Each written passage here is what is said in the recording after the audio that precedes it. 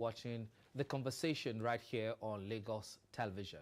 Now, the Osun State governorship election has come and gone, but the significance, political significance, is likely to resonate far beyond the boundaries of the state. Now, Governor Ademola Adeleke has secured a second term, defeating the APC candidate Bola Oyebamiji, also known as Ambo, in a keenly contested election that attracted considerable national attention. Beyond the victory and defeat, however, are important questions about voter preferences, the performance of the incumbent administration, opposition strategy, the role of political alliances, and the conduct of the electoral process.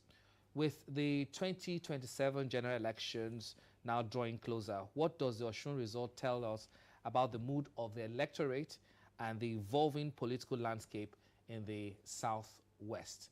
I'll be here alone in the studio. Joining me is a human rights activist, a constitutional lawyer, president, Voter Awareness Initiative, Barrister Wale Ogunade. It's a pleasure to join us this morning.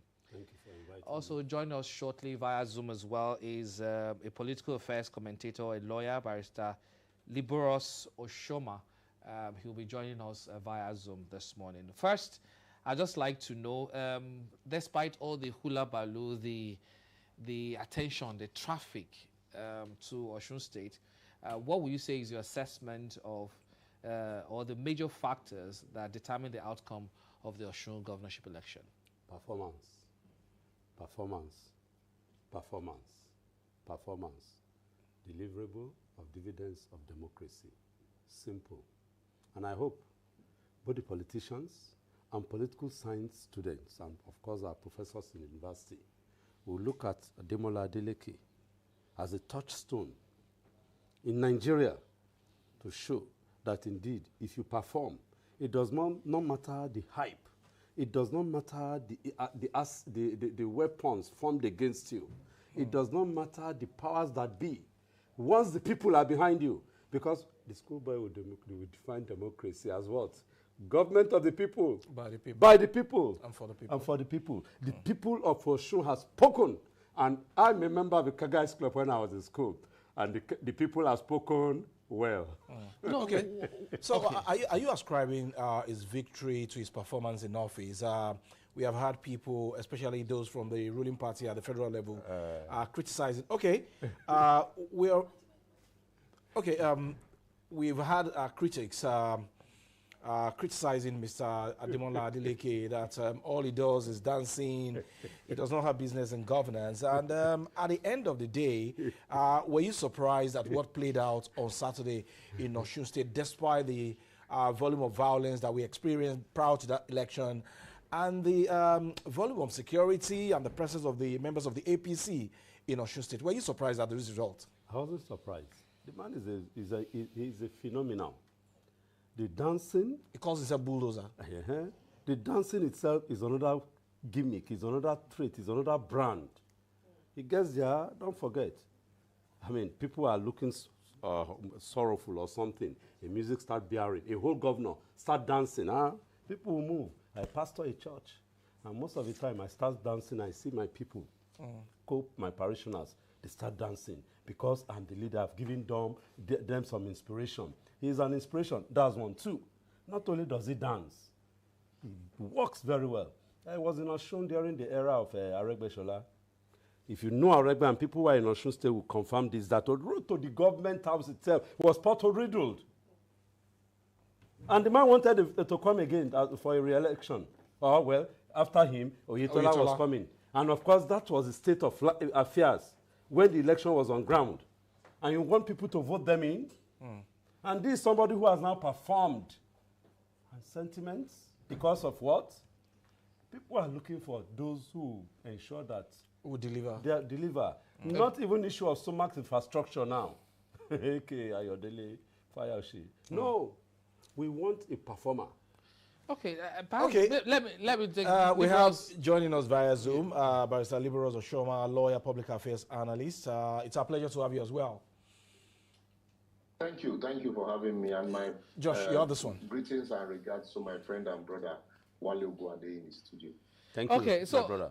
So Oga Oshoma, the question is, despite the hula baloo that greeted Osun election, and Barrister Ogunade said it's about performance here, will you say it's performance, or did political structures, personality, and alliances play a bigger role in ensuring that he becomes the governor-elect of Osun State? First and foremost, let me file a caveat here that election in Nigeria, there are no level playing fields. Wale Ogunade can attest to what I am saying. There are no level playing field. You have to, buy your own bulldozer and create a level playing field for your people. So, where you want to operate. And so, against that backdrop, everything you have mentioned played out in that election. And now you would say a popular candidate won the election because he defeated an incumbent before. And in fact, this is the third election he's contesting. The first one, it was obvious that he won that election. But the dynamics of rerun, playing level feed and non-level feed played out. And the rerun in Ife, saw Oyetola emerging as the candidate of that election, as the victorious candidate of that election. Then came the 2022 election where he defeated Oyetola. And now, as governor, before the election, there have been so many, like you said, hula baloo about level playing field, about sliding into a one-party state, about withheld funds of local government, and then the EFCC freezing of the state account. And then the height of all of that was the president's directive, personally signed by him. The moment that happened, a lot of pundits, saw the handwriting and said this election is going to be transparent, it's going to be fair.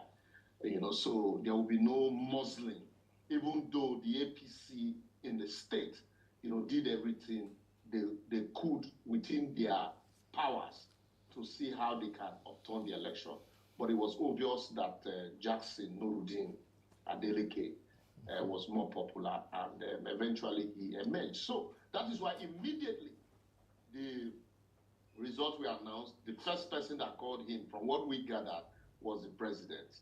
And immediately also he was delivering his acceptance speech. If you go back to that speech, he said that he used the opportunity to thank the president and then reaffirm his support and endorsement. But some people will say he's speaking from both sides of the mouth. I remember so many accusations before this election that said, Mr. President, but I promised to support you. Why are you doing this to us?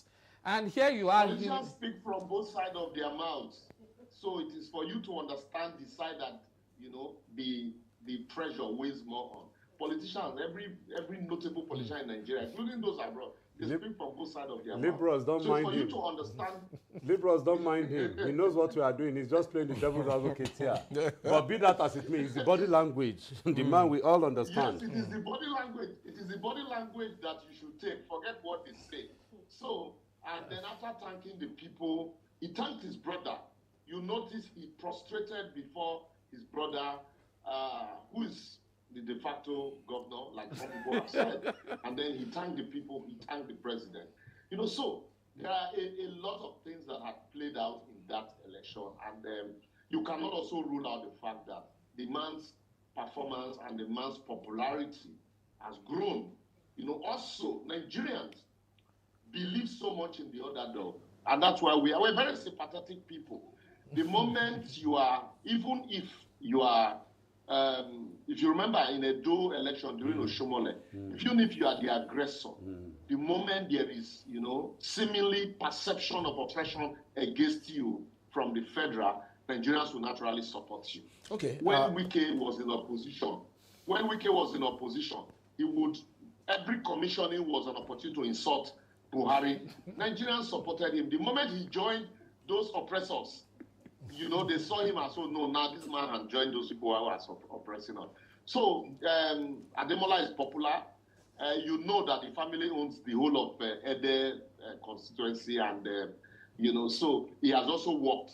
And the dancing, it shows that the people really do not mind the dancing, like Wale Ogunade has said. It energizes them, it generates that positive vibes, and so they feel, look, you can't come and oppress this man. I don't have, Osun has consistently been a battleground. Yes. Remember in 2011 election? Yes. When the then APC government, the ACN government agreed that they were going to go the way of Jonathan. Only Osun went the way of the candidate of the ACN, Nuhu Ribadu. Even in the last election, we saw the way it played out. So it's always been a battleground, and they are very sophisticated voters in the state. And so that. Okay.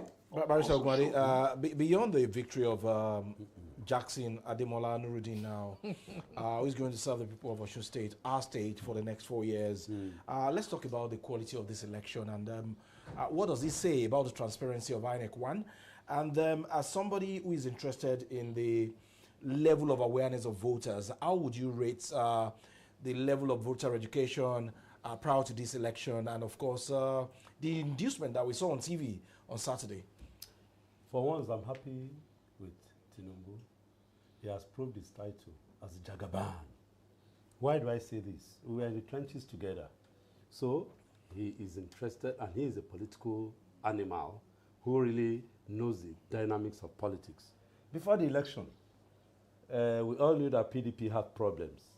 And as the law reveals, such a political party that is divided obviously cannot present candidates for an election. He quickly chose a platform, another platform, that's Adeleke.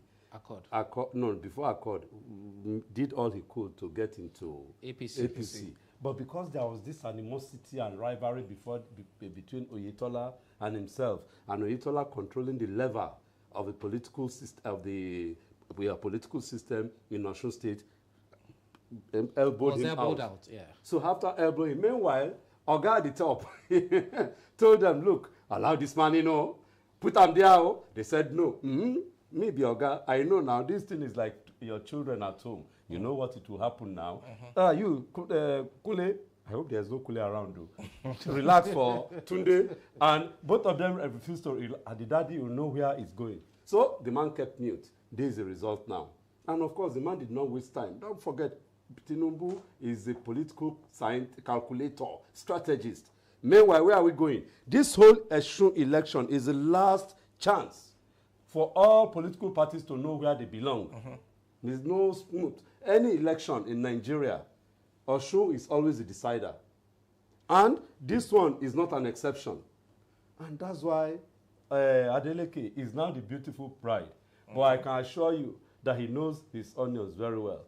Don't forget, he's not only winning election, I can assure you. If he does not behave himself, government now. Government, federal government, So, but I know he will behave.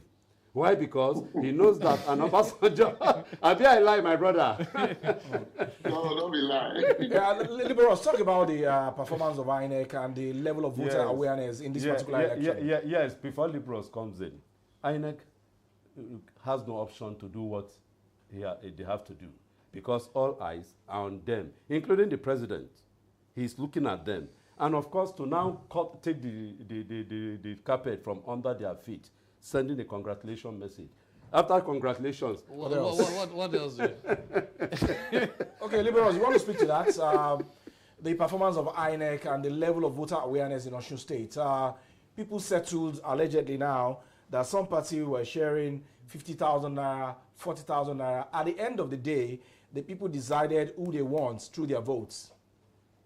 Everybody, like I always say, every politician would rig election in where they are popular. Thanks to people like my friend and comrade Wale Ogunade, since 1999, he's been at the vanguard of creating awareness for voters. And you saw that the turnout of voters this time was higher than the turnout of the voters in 2022 election in the same Osun. So that shows that the people really, embraced the process, and INEC gave them opportunity to, do that.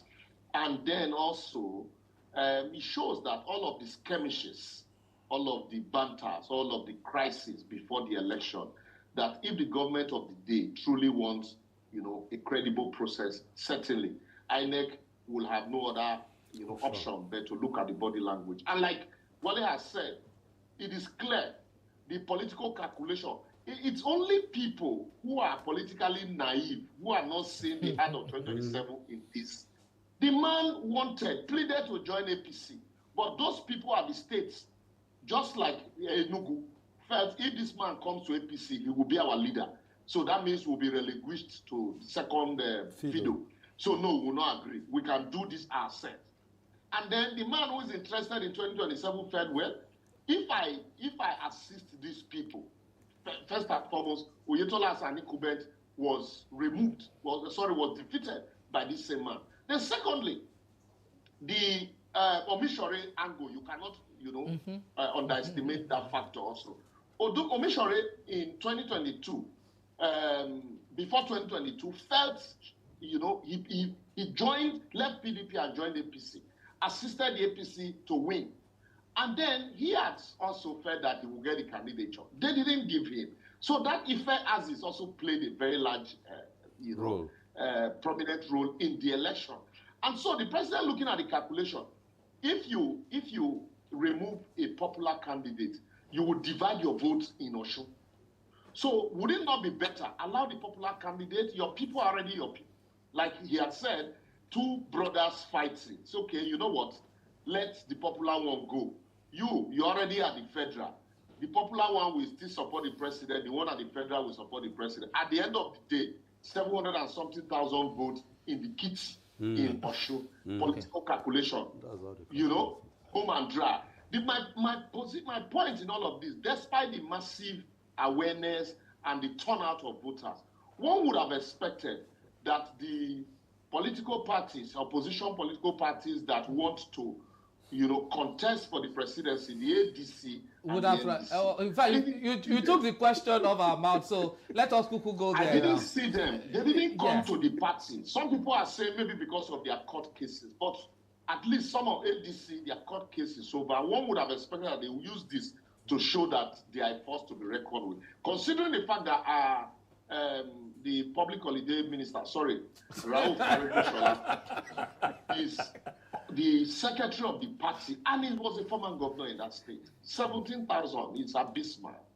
17,000, yeah, exactly. And perhaps let's just piggyback on how opposition feel, because all of them now, Adeleke is now the bride of all opposition. They feel that Nigerians won. But I feel it's a keenly contested election. 511 to 450 yes, something. keenly contested. If the APC candidate had gotten about 30,000 votes more, it would have gone into a rerun because there won't be a clear winner in that election. So having said that, congratulations to Adeleke. But what will you say about ADC, even Accord? Because we have Adeleke saying categorically on national TV that Mr. President, I will support because, one, he's a Yoruba man and because he believed in me. So how do you explain why opposition feel that they are getting new leave of life now at the moment? They feel that if Adeleke, despite all the bombardment of federal might in court now, he won, they feel that they can win 2027 election because Adeleke has literally turned the tide. What do you have to say? You see, is Adeleke a member of the opposition, a member of the ruling party? Adeleke is an arm of the ruling party bearing a different name. Adeleke did not beg to join ADC. He did not beg to join NDC. When he left PDP, he begged to join the ruling party. If not for Oyetola and Oyebamiji and co., he probably would have been in APC today. So, in that regard, I don't see him in the mode of the opposition, the way the opposition are claiming this victory. Oh, yes, it's going to... because Adeleke, one would expect that if truly he is the opposition that they want us to believe, in his, thank you speech, he would have stated clearly that now after the election, it is for the opposition to galvanize. He's thanking Mr. President and re-endorsing him. So showing you that, look, I might be wearing the toga of Accord, but body and spirit, I am with Mr. President on this. Just like the election in Anambra State, after Soludo had won the election. So, I think the opposition needs to work twice as hard because, first and foremost, they are divided among ranks. The House is divided. Unlike the 2023 election, where even for somebody like Peter Obi, people came and, a lot of the things he said were not questioned. But today, people are beginning to question every interview he grants. And some of his supporters are asking now and even saying, please, Oga, keep quiet small, talk less. Because the more you talk, the more you're giving, damage. Mileage. And then also, the fact that Atiku, as we speak, it is like Atiku was in government. His principal recently also came to demarcate him. No matter how we look at it, no matter how we hate Obasanjo, those were blows below the belt. And now Nigerians will be coming from somebody also who is from the north. Nigerians are also asking, must it be a northern left not too long ago? Why is it that anytime it is turn of the south, the north will continue to complain? So all of these complaints also are in the mix. So when opposition talk, you need them to work twice as hard as they did it. Not even twice, because if you say 17,000 plus 17,000 plus 17,000, it still does not match. So for Aregbe, who was a former governor, who rode on the back of Tinubu, and then now people still see him, they still don't trust him. They still see him as, the Tinubu. So some people are saying that was a guarantee that even before the election, that the Tinubu Aregbe will not decamp again. Then for Kwankwaso being an astute politician, and then they feel he's more qualified than some politicians feel he's more qualified than Obi, that he should be the running mate. But if you look at the permutation, I might be wrong. Kwankwaso is bidding his time for 2031, believing that if he aligns with the obedient movement candidate, then certainly by 2021, he would ride on that popularity, which is gradually waning. And if that is not clear to him as a politician that he is, he might afikoyome the process. On the day of election, he might even declare for APC. So, because if you listen to the public secretary of the APC in Kano, he said it was Kwankwaso that orchestrated their move. Initially, their move to APC. He was the one that called the governor to say, go and speak with Mr. President, because the political party, NMPP, can no longer take us back to government house. So there are still a lot that the opposition need to do. And every election has consistently shown that they are truly not in the game. They are not ready. They are more on the internet, just like Peter Obi. You see other politicians are going around with politicians. He's going around with skit makers. And then you think that 2023 will repeat it. skit makers. That's not fair. I agree with him. I adopt every sentiment. In fact, brilliant analysis. Do I need to say anything? You still need to say something. I want to adopt everything he has said. Do you agree that Omishere was actually the joker for this particular election one? And what will happen to the likes of Oyetola, Oyinlola, Aregbesola, and a couple of others politically now that the bulldozer himself, Mr. Governor, has returned for another 4-year term?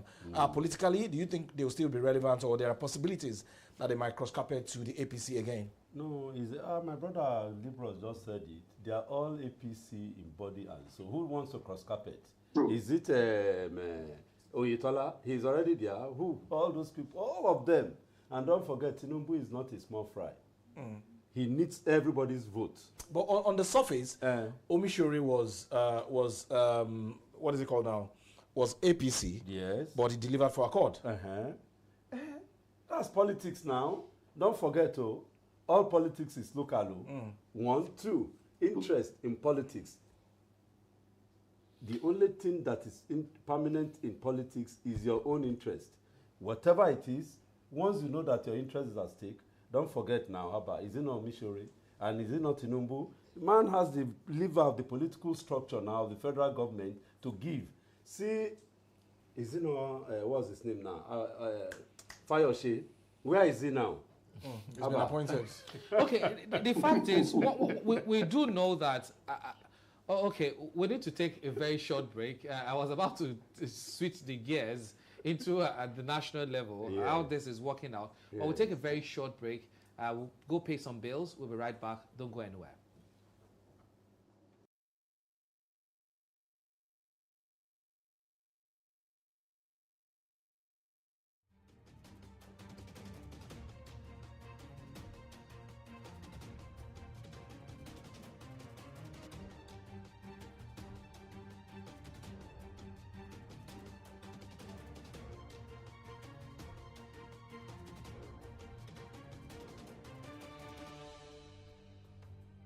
When malaria knocks you down, you can be sure parasites are having a party in your system.